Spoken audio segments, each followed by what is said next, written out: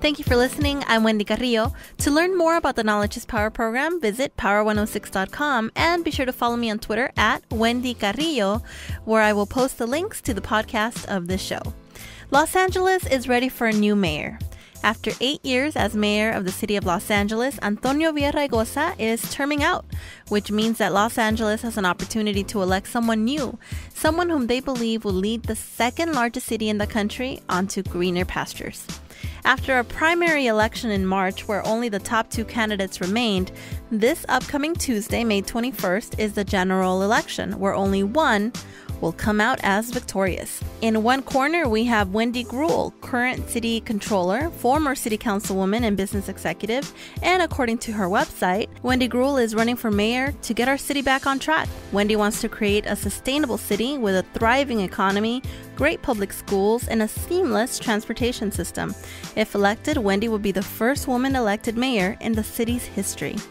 In the other corner, we have Eric Garcetti, current city council member and who also serves in the United States Navy as a lieutenant in the reserve. According to his website, Eric is running for mayor with a focus on job creation and solving everyday problems for Los Angeles residents. He brings to the race proven results in the neighborhoods he's represented and citywide. I got a chance to meet with the candidates in random parts of the city yesterday and wanted to take a moment to share those interviews with you now. I met up with Wendy Greuel at her campaign office in South Los Angeles, and I began by asking her why she's running for mayor. I'm running for mayor because this is a city I grew up in. This is a city that has given me so much, but we have a lot of challenges. I'm running for mayor because I want to make sure that every child has an opportunity to get a good education no matter what zip code they live in, that we have good jobs in Los Angeles. You know, President Clinton, who's a great supporter of mine, has endorsed me. And one of my favorite quotes of his is, "There's no better social program than a good job."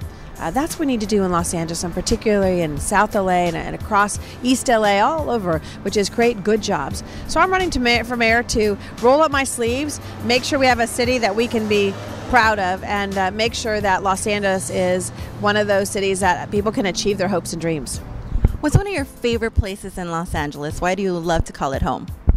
My goodness, there's so many good places. I think I've been asked that before. One of my favorite places, I have to say, is there at the Science Center. And because I've spent so much time with my son and now with Endeavor and the museums there, it's a great place where you can learn about Los Angeles, but learn history. And my other favorite place is Griffith Park because there's so much to do there, too. And it's just a beautiful part of Los Angeles that will be there in perpetuity. Tell us a little bit about your location here in South LA and maybe three of the top most important issues for Angelinos, particularly our listeners. Well, my first office was here in South LA, my first field office. I then opened one up in Boyle Heights at First and State Street because what is so great about Los Angeles is diversity. What's so great about Los Angeles is that people come here from all over the world because they know this is the place for opportunity. For me, the three main issues are first and foremost, which is job creation. We've got to create jobs. I am not satisfied with an 11% unemployment rate. I am not satisfied that we have young people graduating from college and have no jobs. I'm not satisfied with our educational system, which would be my second issue. We have a fact that only 42% of our kids in third and fourth grade actually read at third and fourth grade level. That is unacceptable to me. We still have a third of our children dropping out.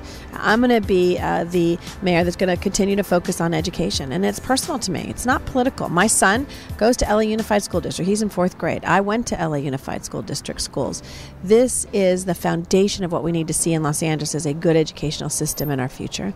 And lastly, it's about getting our fiscal house in order. It's about making sure we're spending our money in the right way for the right things, and being the tough fiscal watchdog that I'm going to be, as I have been as controller, as the next mayor of Los Angeles. There's been a lot of comparison. You and the other candidate are very similar. You have similar backgrounds. What makes you different, and why should Power 106 listener vote for you? Well, I think first and foremost, there are differences between the two of us.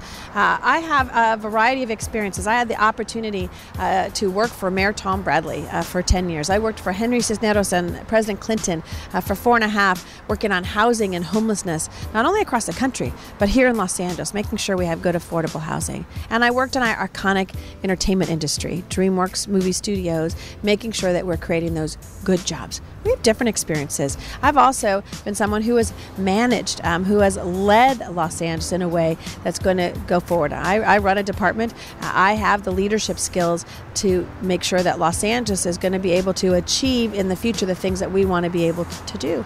So there are big differences between the two of us as far as our experiences. There are big differences on how we are going to lead in the coalition that I built. When you look at the fact that I have everything from our wonderful police and firefighters who've endorsed me, to the Chamber of Commerce, to Maxine Waters and Mark Ridley Thomas and Magic Johnson, to Dick Reardon, who was our previous mayor, to not only Dolores Huerta, who I spent Mexican Mother's Day with yesterday, to Supervisor Gloria Molina and Jose Huizar. So many different people who have said Wendy Greuel is going to be the next mayor because she can get things done. And that's what President Clinton said when he came out for me a couple weeks ago. He talked about, if you want something fixed, if you want to get it done, vote for Wendy Greuel. I've heard a story about you and your mom and buying a home. Can you tell us about that story?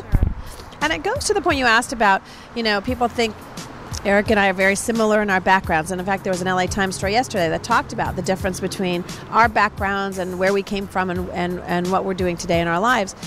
But my mom came from a small town in southern Illinois, Harrisburg, Illinois, about 9,000 people. It's a coal mining town. My grandfather was a coal miner. And she grew up there. She came out here when she was 19 years old. She moved out to Los Angeles. And in the 1980s, she bought 2 homes in her old hometown of 9,000. Could never understand why she did it. She decided to turn them into a bed and breakfast. They were each 12 bedrooms. I mean, these were big houses. They weren't very expensive because, again, this is a town that is not growing. In fact, the numbers continue to diminish of people who live there. But she decided to turn it into bed and breakfast. She thought it'd be fun to have a place where people could have a wedding or stay overnight when relatives were visiting. It was the only place in town.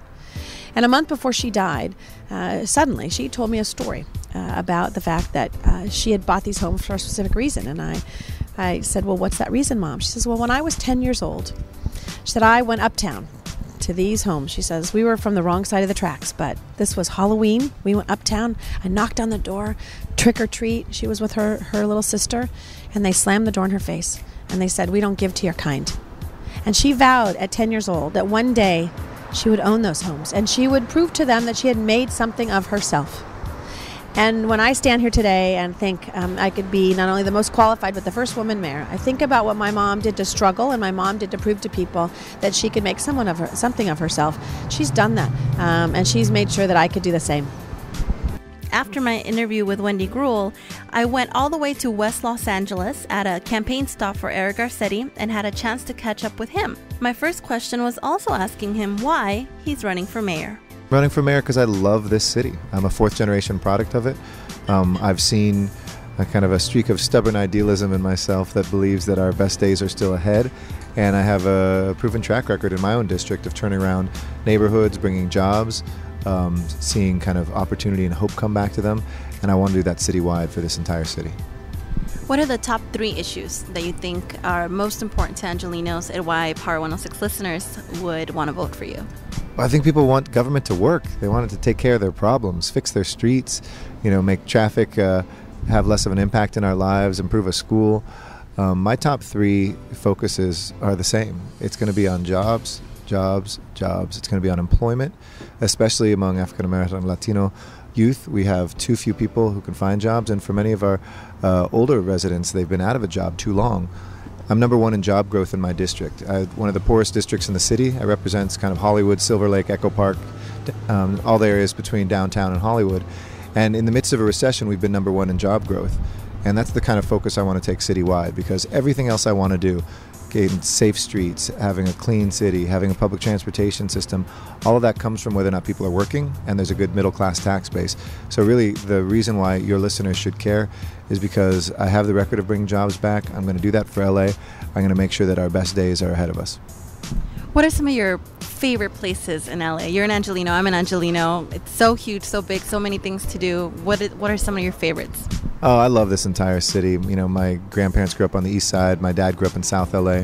I grew up in the San Fernando Valley, and my mom's from the west side. So there's almost no part of town that I don't feel some sort of direct connection. Among others, I love downtown. I think it's an incredible downtown that's really coming back. I love Griffith Park and the Los Angeles River. I love Leimert Park. I love going and, being able to explore the harbor area, which I think a lot of people never go down to. It's the #1 port in America, and 56% of our goods come in through there.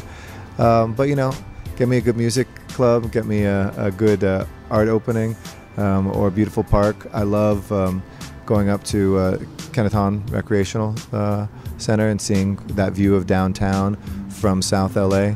And, of course, all of us love the beach. They say that you and your opponent are very similar. You have similar track records or similar job descriptions in the past, both being on city council. What makes you different?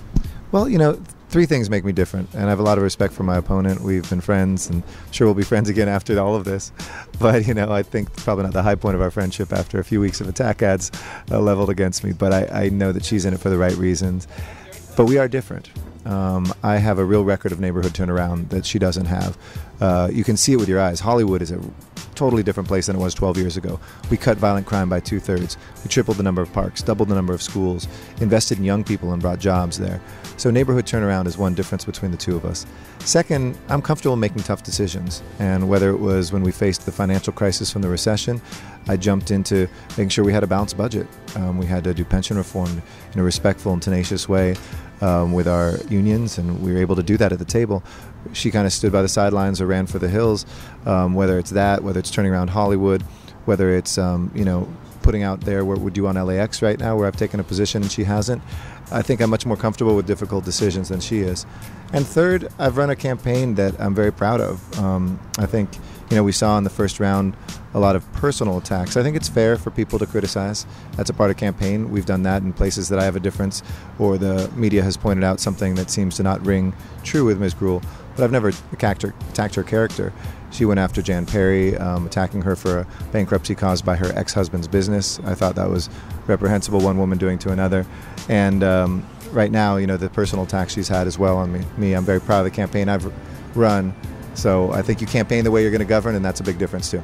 So a lot of talk about a potential football team for LA. We love sports. The Sports Dude covers the Dodgers and Lakers all the time. What are the possibilities of having a football team for Los Angeles? Well, I love Sports Dude, so big shout out to Sports Dude. And I think that we've got a really good shot. We've put together a very good deal downtown. It protects taxpayer money, so we're not going to take money out of our parks or our libraries to make it happen. And it helps us rebuild our convention center. Now it's really up to the football teams. And this is a group of quirky billionaires. If they want to come to LA, they should. It's a great football town. We need them here. We want them here. But we're not going to subsidize them to come here. And, this is about leadership. I'm going to, as mayor, go out there, talk to NFL owners and say, you need us. You need Los Angeles. You cannot neglect the second biggest media market. And I'm very hopeful that we'll bring a team downtown. Well, there you have it. The 2 candidates, but only one will be elected as the next mayor for our great city of Los Angeles. And I'm always curious to know what people have on their iPods. So after our interviews, I sent both Wendy Greuel and Eric Garcetti a tweet asking them what was the one song that inspired them the most when they needed a boost. Eric responded with a few, which included the mashup of Relojes, aka Clocks, by Coldplay and the Buena Vista Social Club, David Gray's Please Forgive Me, or Ben Folds 5's Jackson Cannery. All really great music. Wendy Greuel responded with just the one, Girl on Fire by Alicia Keys, which is, of course, amazing. And because we live in Los Angeles, both candidates have a few glitzy names behind them. Eric Garcetti is endorsed by Selma Hayek, Will Ferrell, and Jimmy Kimmel. Wendy Greuel is endorsed by Magic Johnson, George Lopez, and Steven Spielberg. For more information on the candidates, you can go to their websites, which are wendygreuel.org and ericgarcetti.com.